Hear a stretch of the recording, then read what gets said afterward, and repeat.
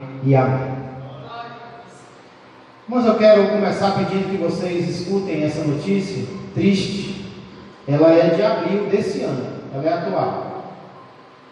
Um homem identificado como Wellington Leal Carneiro foi morto na sexta-feira em Ilhéus, no sul da Bahia, por linchamento. Segundo a polícia, ele foi acusado de estuprar a enteada adolescente. O fato teria gerado revolta em populares que teriam espancado o homem. No entanto, de acordo com as investigações, Wellington não foi o autor do estupro. O corpo da vítima foi encontrado na rua Cantinho do Céu, após uma ponte sobre o rio do distrito no Banco do Pedro. Ele estava com as mãos amarradas e vários hematomas. A vítima estava com as nádegas expostas e tinha hematomas nessa região do corpo também.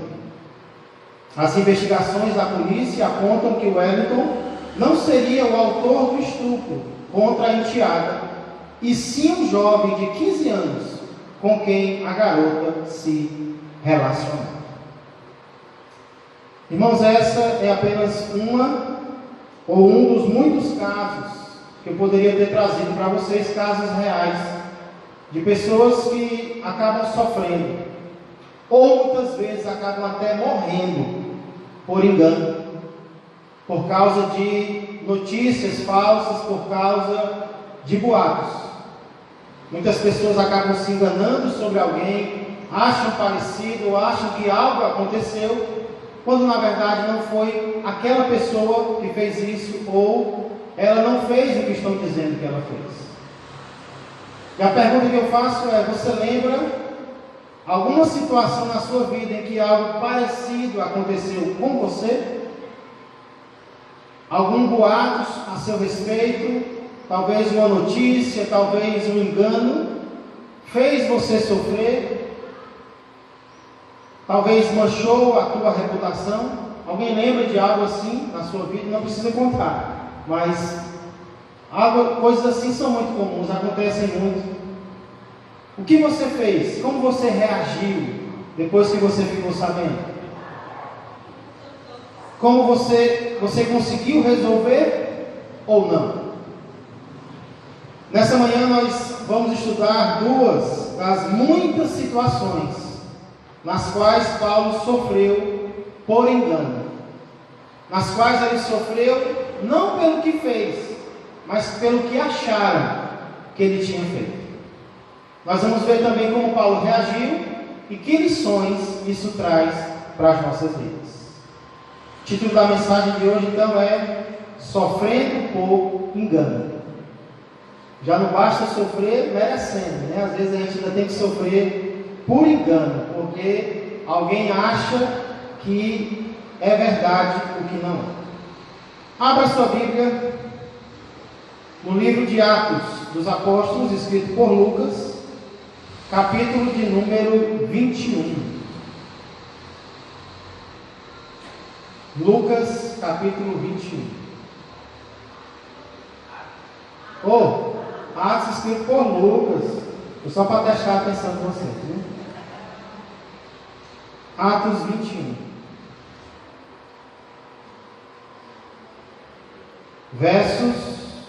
Vamos meditar nos versos 17 em diante. Mas antes vamos orar.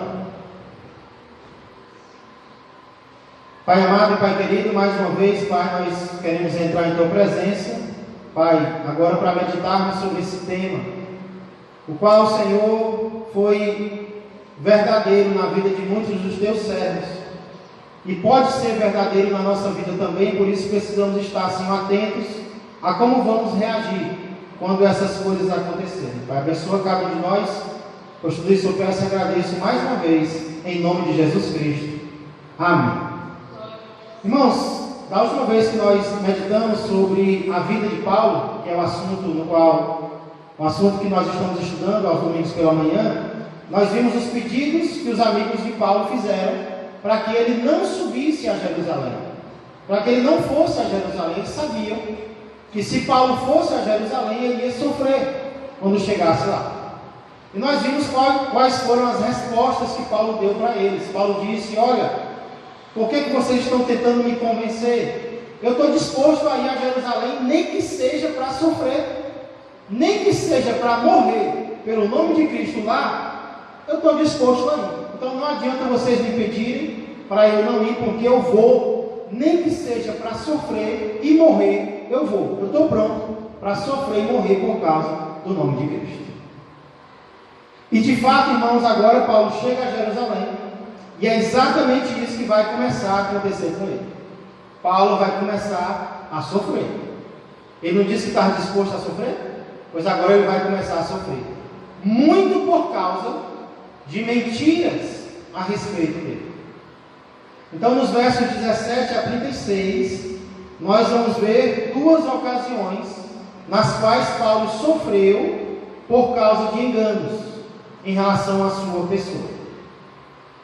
Primeiro engano em relação a Paulo que nós encontramos aqui se encontra nos versos 17 a 26. Esse é o primeiro engano em relação a Paulo.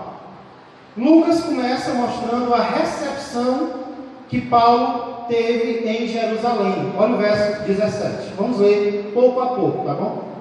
Verso 17 diz: Tendo nós chegado a Jerusalém, os irmãos nos receberam com alegria. É ou não é bom você ser bem recebido em um lugar? Como é bom, né, você chegar em um lugar e você se sentir bem recebido ali? É algo, você se sente bem, você se sente tranquilo, você se sente à vontade, não é verdade? Diferentemente quando você chega em um lugar no qual você sente que não é tão bem recebido. Então, irmão, se nós gostamos de ser bem recebidos em algum lugar, então é isso que nós devemos fazer com as pessoas, nos ambientes nos quais nós estamos, né? Seja na nossa casa, seja na nossa igreja, seja no ambiente de trabalho. Como é que nós gostamos de ser recepcionados? Bem. Então isso nos ensina como nós devemos recepcionar os outros, também recepcioná-los bem. Foi o que aconteceu com Paulo, quando ele chegou em Jerusalém, os crentes que já estavam lá o receberam com alegria. Então Paulo já deve ter ficado: opa, estou no lugar certo, né? Vim para cá e já estão me recebendo com alegria. Isso deve ter alegrado também o coração de Paulo. Depois disso, Lucas mostra a reunião que aconteceu no verso 18. No dia seguinte, Lucas 21 e 18, Paulo foi conosco encontrar-se com Tiago. Oi? Eu disse o quê? Lucas, foi? Lucas, Atos 21 e 18. No dia seguinte, Paulo foi conosco encontrar-se com Tiago. E todos os presbíteros se reuniram. Esse Tiago aqui é o líder da igreja, é aquele que assumiu a liderança da igreja. E os presbíteros são os pastores, os anciãos. E aqui diz que eles fizeram o quê? Eles se reuniram. E é isso que o povo de Deus sempre fez e sempre fará. O povo de Deus se reúne, o povo de Deus tem que se reunir. Essa é uma característica do povo de Deus que não pode ser retirada. Não tem como alguém ser crente em Jesus Cristo e não estar se reunindo com outros crentes. Não tem como, a Bíblia ela não ensina isso, a Bíblia ela não recomenda, pelo contrário, ela diz: não deixemos de congregar. Então não tem como alguém ser crente sem se reunir com outros. Então o que vemos aqui é algo que o povo de Deus sempre fez e sempre vai fazer. Na verdade, a Deus vai dizer que façamos cada vez mais, quanto mais vezes que o dia se aproxima, né? Então é importante que estejamos congregando. Claro que o número de vezes que cada um vai poder vai mudar de pessoa para pessoa, mas olhando para si mesmo, o máximo de vezes que eu puder estar me reunindo com os meus irmãos, eu vou estar, porque isso é bom para eles e também é muito bom para mim. Crente que está sempre congregando dificilmente vai se desviar.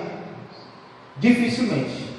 Na verdade, a gente percebe que alguém está se desviando quando ele começa a deixar de se reunir. Quando ele começa a deixar de se congregar, é porque algo não está bem. O termômetro está marcando 39, 40. Então não está muito bom. Tem que tomar alguma posição em relação a isso. Porque o povo de Deus tem que se reunir. E aí Paulo faz um relatório. Paulo era um missionário e ele pregava o Evangelho. Então quando os irmãos de Jerusalém se reúnem, Paulo dá um relatório do que ele tem feito até aquele momento. Verso 19. E tendo saudado, contou minuciosamente o que Deus fizera entre os gentios por seu ministério. Irmãos, é muito interessante a maneira como Paulo fala aqui. O que é que Paulo conta para as pessoas? Aqui nesse versículo. O que é que Paulo narra minuciosamente para as pessoas? Não é o que ele fez, preste atenção, é o que Deus fez através do ministério dele. Deus nos usa, nós somos usados no ministério? Somos. Mas quem é que faz? É Deus. É através de nós que Deus canta, é através de nós que Deus prega, é através de nós que Deus toca, é através de nós que Deus evangeliza, é através de nós que Deus zela pela igreja. Poderíamos citar vários ministérios, mas precisamos entender que quem faz é Deus, através de nós. Por isso, a honra e a glória é nossa. Não, a honra e a glória é dele. A nossa glória é ser usada por ele. Mas o mérito pertence ao Senhor. Amém? Então Paulo diz, olha, nós vamos pregar para os gentios são os não-judeus. E aí Deus tem feito coisas tremendas. A gente se coloca na mão dele e Deus faz. E aí deve ter trazido muita alegria também. Porém, depois de tanta alegria, Paulo é bem recepcionado, a igreja se reúne, ele dá testemunho, aí vem uma notícia triste. A notícia triste é acerca da reputação que esse Paulo tem na mente de muitos judeus que se converteram. Versos 20 e 21. Atos 21, 20 e 21. Ouvindo, deram eles glória a Deus e disseram: bem vês, irmão, quantas dezenas de milhares há entre os judeus que creram, e todos são zelosos da lei. E foram informados a teu respeito, que ensinas todos os judeus entre os gentios a apostatarem de Moisés, dizendo-lhes que não devem circuncidar os filhos, nem andar segundo os costumes da lei. Depois que eles escutam o relatório de Paulo sobre conversão dos gentios, eles ficam alegres e dizem: Paulo, não é só entre os gentios que tem gente se convertendo, não. Entre os judeus também, entre o nosso povo, tem gente aceitando Jesus. Tem gente se arrependendo dos pecados e crendo em Jesus. Isso deve ter deixado Paulo alegre, irmãos. Porque Deus pode tocar o coração de qualquer pessoa. Deus pode transformar qualquer pessoa, inclusive um judeu, que era alguém de coração duro. Então eles dizem para Paulo: Paulo, milhares de judeus estão se convertendo, estão crendo no nosso Cristo, no nosso Jesus. Só que tem um problema, Paulo. Eles estão sendo informados a teu respeito, os famosos boatos, de que você está ensinando os judeus a apostatarem de Moisés, a não circuncidarem mais os filhos e a pararem com os costumes da lei. Aí eu pergunto para vocês: era verdade o que estavam dizendo a respeito de Paulo? Onde é que nós vemos que Paulo estava ensinando o judeu a deixar de ler a lei? Se quando ele ia pregar na sinagoga, era a lei que ele lia. Onde é que Paulo estava dizendo que o judeu não poderia mais circuncidar os seus filhos? Onde é que Paulo estava dizendo que eles deveriam abandonar os costumes deles? O que nós sabemos que Paulo fazia era afirmar que nenhuma dessas coisas salvava. Circuncisão não salva, costume da lei não salva. Isso Paulo ensinava. Mas ele ensinava para quem? Para um gentio. Alguém que nunca tinha tido contato com a lei de Moisés. Paulo dizia: olha, não é a lei que vai te salvar, é a fé em Jesus. Então tudo aquilo que estavam dizendo a respeito de Paulo era mentira. Era uma reputação errada que ele estava tendo. Era uma fama errada que ele estava tendo, né? Pegaram algo que Paulo fazia e transformaram em algo ruim, como pode acontecer com qualquer um de nós. E aí, quando eles mostram a reputação de Paulo, aí eles sugerem um remédio. Paulo, nós temos uma ideia para você desfazer essa reputação errada que estão tendo sobre você. Esse remédio se encontra nos versos 22 a 25. Que se há de fazer, pois? Verso 22. Certamente saberão da tua chegada. Eles estão injuriados contigo, Paulo, achando que tu é essa pessoa, e eles vão saber. Verso 23. Faze, portanto, o que te vamos dizer. Estão entre nós 4 homens que voluntariamente aceitaram o voto. Falamos sobre voto no domingo passado. 24. Toma-os, purifica-te com eles e faze a despesa necessária para que raspem a cabeça. Ou seja, paga do teu próprio bolso, Paulo, o voto deles. E que pelo contrário, e saberão todos que não é verdade o que se diz a teu respeito, e que pelo contrário andas também tu mesmo guardando a lei. Quanto aos gentios que creram, já lhes transmitimos decisões para que se abstenham das coisas sacrificadas a ídolos, do sangue, da carne de animais sufocados e das relações sexuais ilícitas. Qual é a sugestão que eles dão para Paulo? Primeiro, Paulo estava vindo de outras terras, e o judeu achava que estar no meio dos gentios sujava o judeu. Eles tinham esse pensamento. Então, era normal que quem viesse de fora de Jerusalém fosse lavado com água, uma água especial, para que pudesse entrar no templo. Era uma purificação. Era um costume que eles tinham. Também eles dizem: olha, tem 4 homens aí que fizeram voto. Provavelmente o voto que eles fizeram foi o voto de Nazireu. Quando esse voto era feito, eles tinham que raspar a cabeça. Porque durante o nazireado eles não cortavam cabelo. Mas quando o voto terminava, aí eles raspavam a cabeça. Só que custava dinheiro para fazer o voto. Qual é a sugestão que eles dão para Paulo? Paulo, tem 4 homens aí que querem fazer voto. Faz o seguinte: paga a despesa para eles rasparem o cabelo, porque custava dinheiro. E faz tu também a purificação, como se fosse, né? Porque você veio de longe. O que as pessoas vão ver? Ah, esse Paulo aí não é o Paulo que é contra os judeus, não. Não é o Paulo que é contra o templo, não. Pelo contrário, ele é a favor das coisas que nós fazemos, né? Então eles sugerem, irmãos, que para Paulo consertar a sua reputação, ele tire dinheiro do seu próprio bolso e pague o voto de 4 homens que talvez ele nem conhecia. Então é a sugestão. Paulo aqui, ele sugere que Paulo sofra por causa da reputação errada que ele está tendo. Não por culpa dele, mas por culpa dos outros. O que vocês acham que Paulo faz? Paulo era muito atrevido, né? Paulo era muito, às vezes, do contra muitos costumes. É bem provável que Paulo não fosse aceitar esse tipo de coisa. Olha, tenho nada a ver com isso, o que pensa sobre mim? Mas olha o que Paulo faz, irmãos. Qual é a reação de Paulo no verso 26?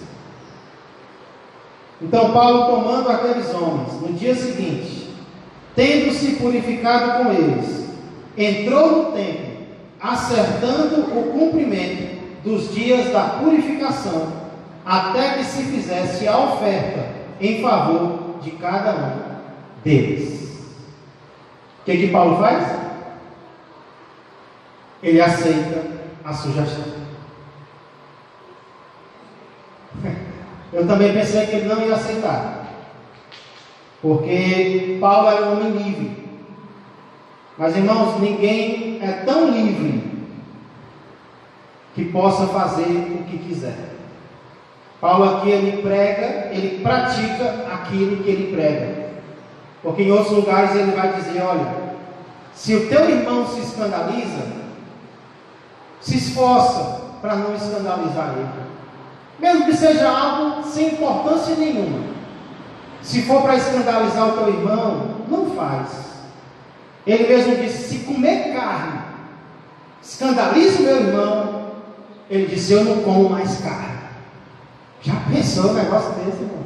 Já pensou o amor de Paulo pelo próximo, né? É claro que depois ele vai ensinar aquela pessoa que comer carne é pecado, mas enquanto ele ensina, ele deixa de comer carne. O amor ao próximo. Então Paulo poderia ter dito: estou nem aí com o que estão dizendo a meu respeito, estou nem aí com o que estão falando, o que pensam de mim não me interessa.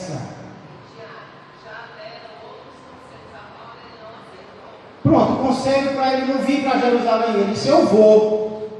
Deus quer que eu vá, eu vou, né? Se for para sofrer, eu vou sofrer. Já esse, para ele gastar dinheiro, ele aceita, por amor às pessoas, né? Não era medo, eu que não era medo de Paulo do que as pessoas iam fazer com ele, mas sim amor dele pelas pessoas.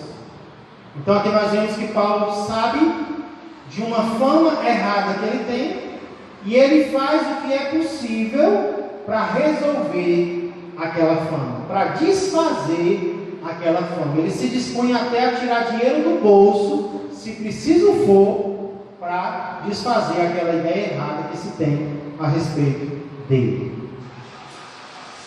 Esse, portanto, é o primeiro engano em relação a Paulo e como ele reage.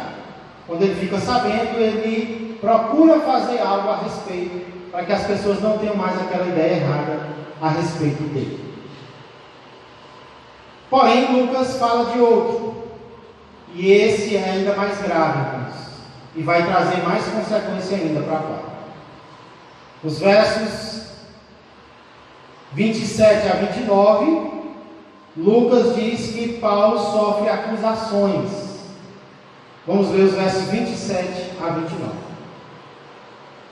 Quando já estavam por findar os 7 dias, porque Paulo tinha aqui no templo, quando fazia um voto ou uma purificação, no terceiro e no sétimo. Aí diz que quando já estavam por findar os 7 dias, os judeus vindos da Ásia, tendo visto Paulo no templo, alvoroçaram todo o povo e o agarraram. Mas não era pedindo autógrafo não, viu? Gritando: israelitas, socorro! Imagina o Tiago: este é o homem que por toda parte ensina todos a serem contra o povo, contra a lei e contra este lugar. Ainda mais introduziu até gregos no templo e profanou este recinto sagrado. Pois antes tinham visto Trófimo Efésio em sua companhia na cidade, e julgavam que Paulo o introduzira no templo. Como eu disse, irmãos, Paulo tinha que ir no templo mais ou menos no terceiro dia do voto e no 7º dia. Quando já estava chegando o 7º dia, Paulo vai, tranquilo e calmo. Porém, Lucas diz que alguns judeus vindos da Ásia, ou seja, não eram judeus que moravam em Jerusalém, era Páscoa, então Jerusalém ficava lotada de judeus do mundo inteiro. Judeus vindos da Ásia viram Paulo e fizeram um alvoroço em pleno templo e agarraram Paulo para ele não escapar e começaram a fazer acusações. 2 acusações eles fizeram.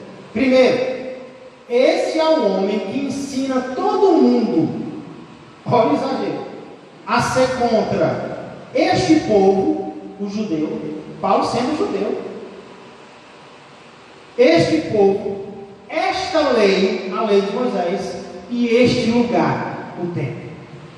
Eles acusam Paulo de ser contra o judaísmo, de ser contra a lei de Deus e de ser contra o próprio lugar no qual os sacrifícios eram feitos. Porém, tem uma acusação ainda mais perigosa. Eles acusam Paulo de ter trazido para dentro do templo um gentio, um grego. Irmãos, precisamos entender que o templo, ele tinha 3 áreas, que é chamada de átrios, são chamados de átrios. Tinha o átrio de fora, que era o átrio dos gentios, no qual qualquer gentio podia entrar, mas somente até ali. Tinha o átrio do meio, que era o átrio das mulheres, as mulheres judias podiam ir até ali, e tinha o átrio interior, que era o átrio onde apenas um judeu, puro sangue, podia entrar. Do que é que eles acusam Paulo? Eles veem Paulo andando com o grego na cidade, e eles pensam, tá aí, ele trouxe para o templo também. Viram o homem na cidade, mas disseram que Paulo colocou o Trófimo dentro do templo. Irmãos, Paulo não seria louco de fazer isso, porque no átrio dos judeus havia um aviso, escrito em grego e em latim, e o aviso dizia assim, nenhum estrangeiro pode atravessar a barricada que cerca o templo e seu recinto.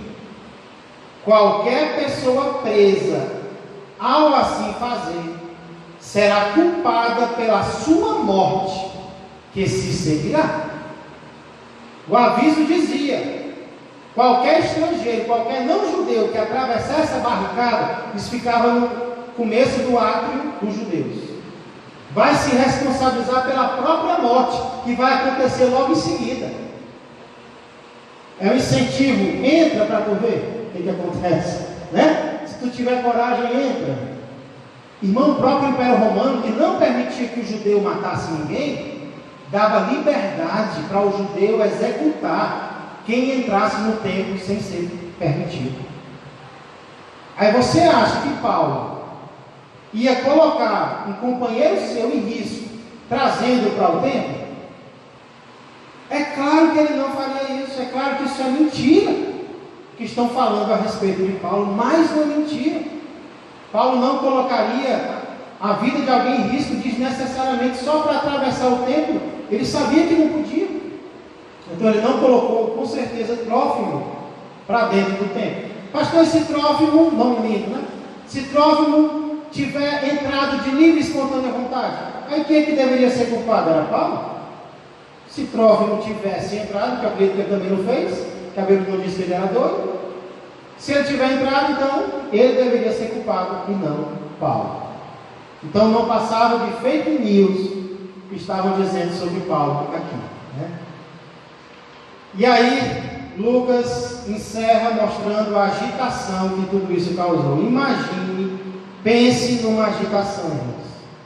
Versos 30 a 36. Atos 21, 30 diz: agitou-se toda a cidade.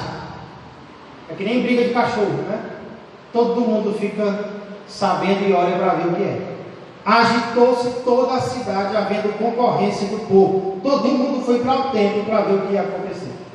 E agarrando a Paulo, arrastaram-no para fora do templo, e imediatamente foram fechadas as portas, procurando eles matá-lo, por causa de uma mentira. Chegou ao conhecimento do comandante da força que toda Jerusalém estava amotinada. Então este, levando logo soldados e centuriões, correu para o meio do povo. Ao verem chegar o comandante e os soldados, cessaram de acariciar Paulo. É isso que ele diz? Cessaram de espancar Paulo. Aproximando-se o comandante, apoderou-se de Paulo e ordenou que fosse acorrentado com 2 cadeias. Olha a visão de Ágapo começando a se cumprir aqui. Ágapo falou: vão, prender o dono desse cinto, que está começando a acontecer. Perguntando quem era e o que havia feito. Na multidão uns gritavam de um modo, outros de outro. Não podendo ele, porém, saber a verdade por causa do tumulto, ordenou que Paulo fosse recolhido à Fortaleza Antônia. Ao chegar às escadas, foi preciso que os soldados o carregassem, por causa da violência da multidão, pois a massa de povo o seguia gritando: mata-o! Eita Deus! Irmãos, a primeira coisa que eles fazem é arrastar Paulo para fora do templo. Por quê?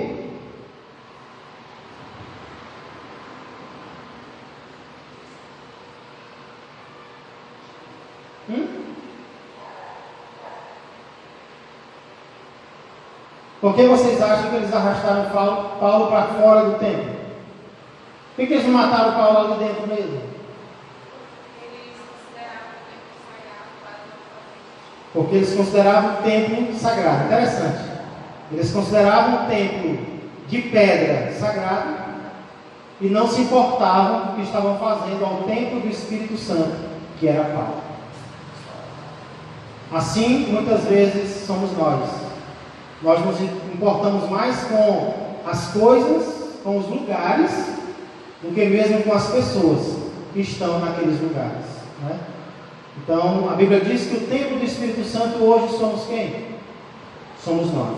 Aqui é um local de reunião que deve ser bem zelado, bem valorizado. Mas o templo do Espírito somos nós. Tanto é que nós carregamos a presença de Deus para onde nós vamos. Às vezes nós pensamos que só devemos nos comportar, não é difícil, né? Só esse lugar aqui que é santo. Ele é santo porque Deus está aqui. Mas o nosso trabalho também é santo, porque Deus também está lá. A nossa casa também. O local no qual nós praticamos o esporte também. Todo lugar é santo, porque nós estamos lá e a presença de Deus está conosco. Então, às vezes, irmãos, se nós não tivermos cuidado, nós vamos valorizar apenas um local, quando Deus quer que valorizemos todos os lugares, né? E amemos todas as pessoas, onde quer que elas estejam. Então eles estão dispostos a matar alguém, por causa de uma mentira, mas não querem que seja no local sagrado, né? É que nem alguém que diz: ei, não brinca dentro da igreja não. Aí lá fora pode, né? Lá fora pode arranhar, pode puxar o cabelo, pode tacar no chão. Na calçada já pode, agora dentro da igreja, não, dentro da igreja não pode. Então, precisamos ter cuidado com isso, irmãos. Não é que a igreja não é um local santo, puro, mas lá fora também é. E precisamos cuidar em relação a isso, né? Então, eles colocam Paulo para fora do templo para matar ele lá fora, para não sujar o templo, a casa de Deus. Só que isso chega ao conhecimento do comandante da força romana, que era a autoridade máxima romana que ficava em Jerusalém naquele momento. Parece que o nome dele é Cláudio Lísias. Ele leva soldados e centuriões, os quais, quando são vistos, fazem o povo parar de espancar Paulo. Graças a Deus, irmãos, a fortaleza romana ficava ao lado do templo. Da fortaleza dava para entrar no templo. Era a Fortaleza Antônia, que era onde o destacamento de soldados romanos ficava. Então eles veem Jerusalém toda amotinada ali e eles se assustam, porque algo assim já havia acontecido várias vezes. Então eles vêm rapidamente com soldados e centuriões.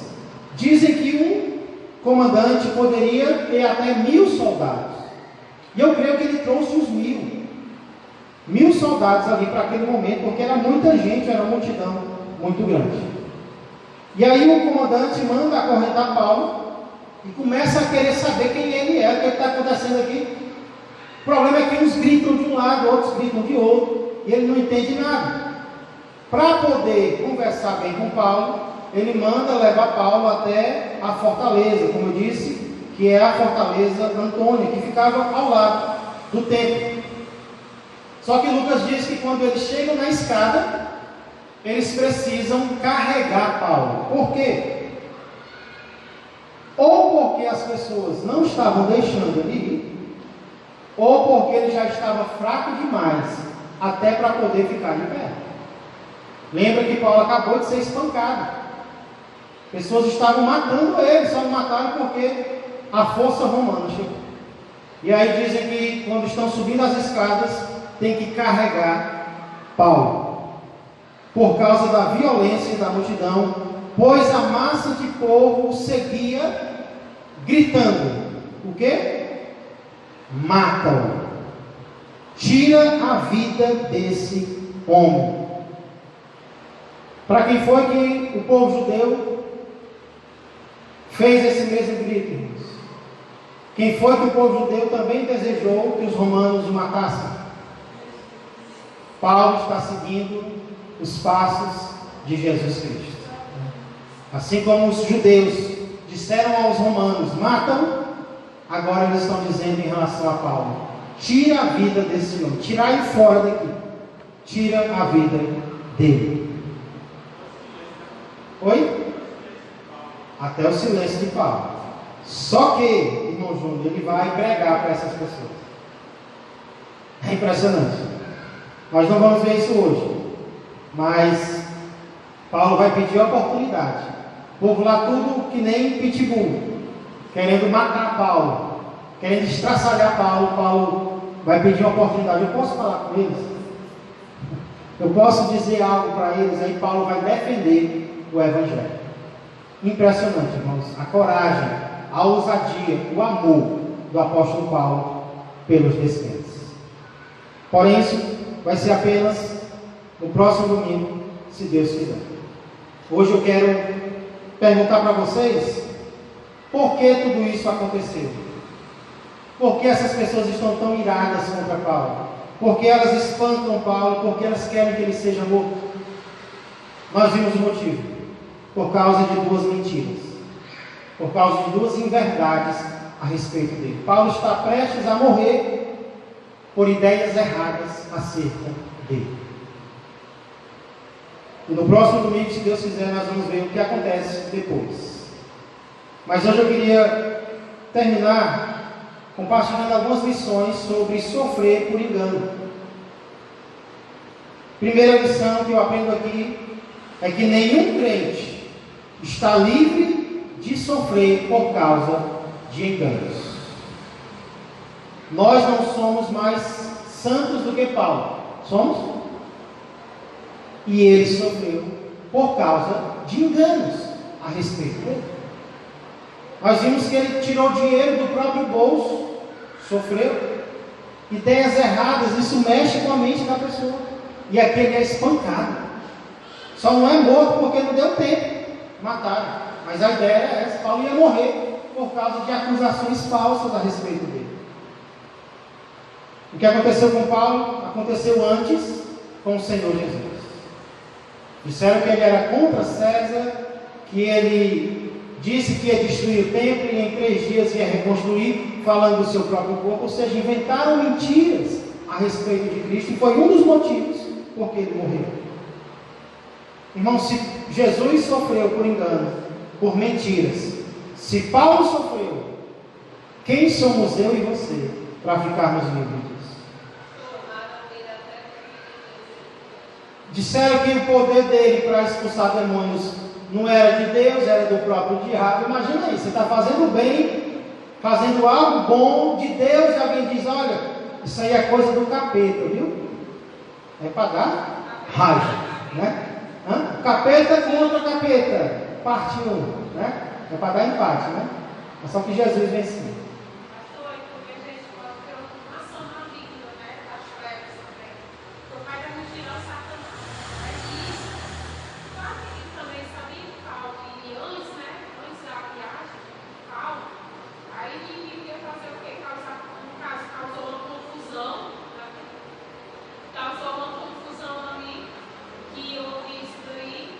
Ele não enchia e foi aumentando a confusão, e estava gerando violência lá.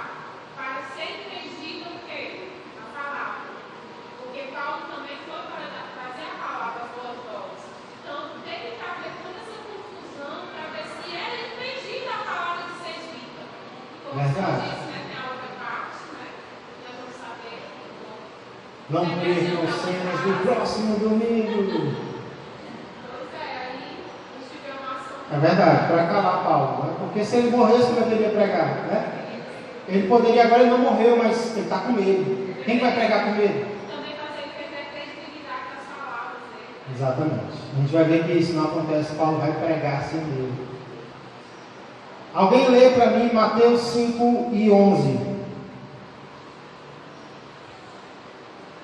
Olha o que Jesus diz para nós.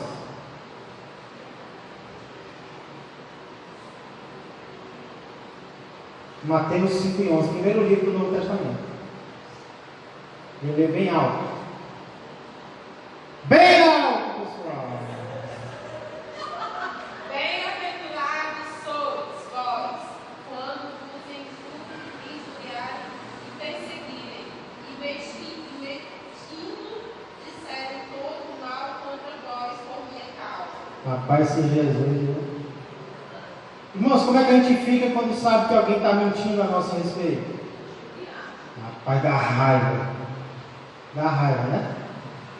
O que Jesus disse que é para a gente sentir? Hã? Ele diz: bem-aventurados sois. Mas o bom é que quando a gente é injustiçado, independente de ser colocado, você está pregando a palavra, porque não é bom. Só vivendo mesmo, né? Eu já fui, assim, como Paulo, e no meu trabalho já mentira contra mim. Eu era responsável pela área do setor, tinha uma pessoa que era muito diversa de mim. Eu estava também na chefe, trabalhava direito. Aí todas as pessoas que chegavam no setor, ela começava a falar mal de mim. Ela falava tudo que ela pensava da minha pessoa. Todo mundo me olhava. Ninguém gostava de mim, mas para resumir a história, eu fui arrumada. Eu pedi para sair, esperei 2 anos para sair de lá. Eu trabalhei até o último dia, com toda a responsabilidade. Eu trabalhava com todo amor, com toda dedicação, fiz o meu trabalho correto. E eu fui honrada, não dá porque saí dignamente. Eu fui honrada porque Deus fez do jeito que eu pedi e ela foi envergonhada. Depois que eu saí, ela saiu, mas ela saiu. Eles entregaram. Eu fiz diferente para sair. E ela foi isso que Deus honra, né? O próprio Deus, ele causa a justiça, né? Diz para a gente orar e ele faz o resto.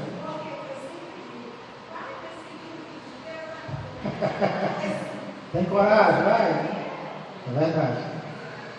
Irmãos, e esse versículo, Jesus diz: bem-aventurados sois se alguém vos perseguir. Não é se, é quando. Não é uma possibilidade, é uma certeza. Se nós formos crentes verdadeiros, isso vai acontecer, é o que Jesus está dizendo. A questão é só o momento.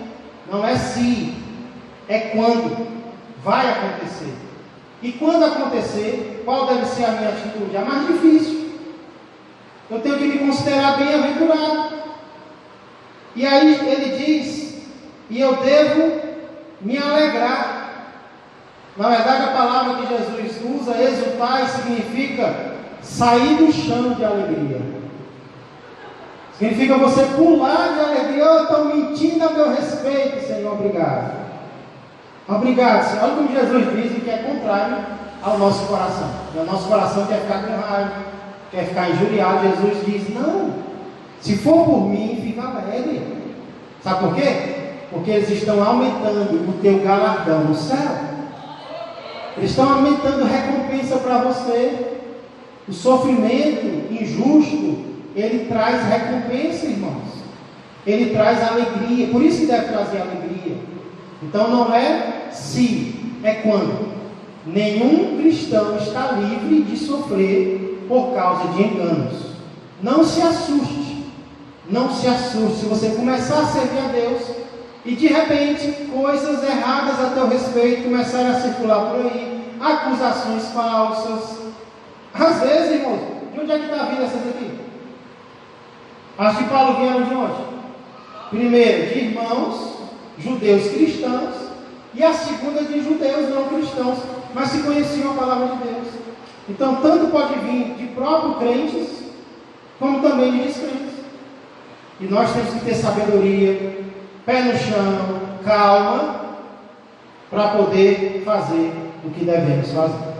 Ok? Então não se assuste, já digo mais, se prepare. Se prepare, porque se já aconteceu, pode vir a acontecer de novo. Se não acontecer, está errado. Se não acontecer, está errado. O crente tem que estranhar se ele não estiver sendo perseguido. Tem que estranhar. A palavra de Deus diz: ai dos homens, quando todos vos louvarem. Ai? Ai. Coitado de você, se todo mundo gostar de você. Se todo mundo só fala bem do fulano. Vixe. Está pregando a palavra? Não. Porque a palavra confronta, irmãos. O evangelho confronta. O que é o evangelho? Você é um miserável pecador. Mas Jesus te ama e morreu por você sem você merecer. Aí isso enche a pessoa de orgulho? Não. Que enche a pessoa de orgulho é dizer: você é o centro do evangelho, né? Aí isso enche a pessoa de orgulho. Mas dizer: você é um miserável pecador, você merece a morte, você merece um lago de fogo, mas Deus olhou para você, e eu não sei o que foi que Ele viu, mas Ele decidiu te amar. E agora, se você se arrepender dos seus pecados e confiar nele como teu único e suficiente Salvador, eu não sei como, mas você vai para o céu. Isso é evangelho. Não dá nenhuma glória para o homem, toda glória para Deus, né? Então, é claro que eu não estou dizendo que a gente vai sair por aí pisando no pé dos outros, os outros terem raiva da gente, né? Não é por nós, é por Cristo. É por pregar em amor, mas pregar a Cristo. Segunda conclusão que eu tiro aqui é que todo crente deve fazer o que for possível para resolver os maus entendidos. Nós não podemos ter atitude, irmãos, às vezes de pessoas próximas a nós, pessoas que às vezes são até sinceras, mas estão com ideias erradas a nosso respeito. Nós não podemos ter atitude: deixa ele Deus, estou nem aí. Paulo não teve essa atitude. O que foi possível Paulo fazer para resolver, para tirar dúvida, ele fez. E nós vamos ver que ele ainda vai fazer, ele vai se explicar perante as pessoas, não por causa dele, mas por causa do Cristo dele. Então, o que nós pudermos fazer para consertar a nossa reputação errada, enganosa, que as pessoas estão tendo sobre nós, vamos. Só preciso sempre dar para conversar. Aí, queria falar com você. Se a pessoa deixar, conversa com ela, né? Manda mensagem, gasta o dinheiro do bolso, né? Paga um almoço, paga um sorvete e tenta resolver. Isso é o que Paulo nos ensina, né? Aí leva para a terceira conclusão, irmão Rita, bem lembrado. Nem sempre as nossas tentativas de resolver os enganos serão bem sucedidas. Não tem como convencer alguém que não quer ser convencido. Nós vamos tentar. Não estou dizendo que é para a gente fazer tudo para agradar ninguém, não. Vamos fazer o que for possível dentro do Evangelho. Vamos procurar alguém. Mas, irmãos, vamos estar cientes que nem sempre vai dar para resolver. Nem sempre. No caso de Paulo, não deu. Ele tentou, mas não conseguiu. Então haverão pessoas de coração duro mesmo. Haverão pessoas rebeldes, haverão pessoas que não querem ouvir, que não querem quebrar intriga, que não querem quebrar briga. Aí, nesse caso, você faz que nem Paulo: eu lavo as mãos, né? Eu bato os pés, eu fiz minha parte, eu vou orar agora, e é entre você e Deus. Mas isso só pode ser feito depois que nós tentarmos resolver algo com alguém.